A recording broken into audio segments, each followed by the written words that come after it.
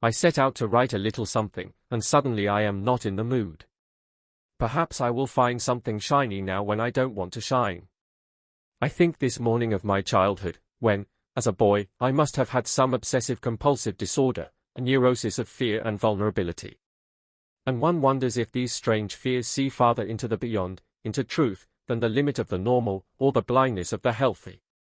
I remember that, way back, I was at times afraid to touch the skin of other children, their legs mostly, as I sat, with short pants, on a little school bus, next to someone else.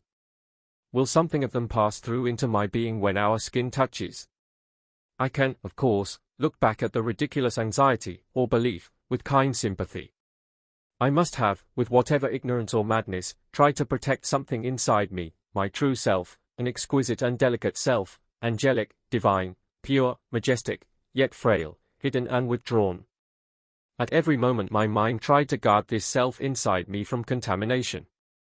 At length, I suppose, I protected my exquisite self by hiding it, by burying him so deep, in the deep lake, that I could no longer find him, and then lived so in the safety of a fabricated self, a homunculus, a delightfully false self, and contested life so, and others and their germs and their smells, like a medieval barbarian, with the false and hard skin of an animal, a safe and savage psychology.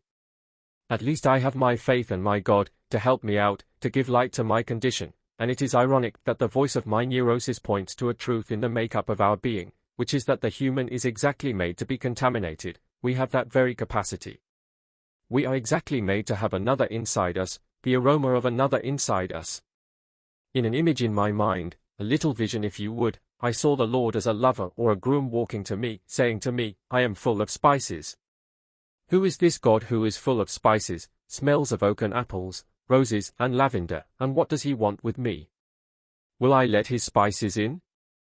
Myself, lost deep in the deep lake, I will inhale the trail of spices and find my true and foreign self on his throne in the lake. The famous writer, Tolkien, says in his poem, that, though now long estranged, man is not wholly lost, yet is not dethroned, and keeps the rags of lordship, one he owned.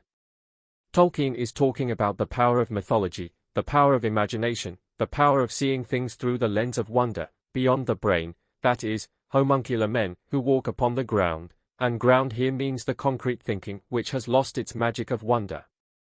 He goes on to say, he sees no stars who does not see them first. Which means, we must see the wonder of a star to see a star, must see sparkles and butterflies, a world of wonder, to see things truly. We must see the spices of God in order to see them. Tolkien goes on to say there is no firmament, he is trying to give our minds flight, because the firmament speaks of a blind mind which just sees logic, just sees concrete, a deadly unsupernatural system.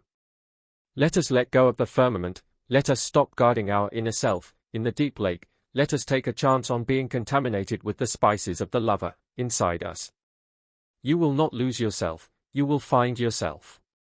We will live our entire lives as the homuncular person, unless we are contaminated by this God and lover, who says of himself, I am full of spices.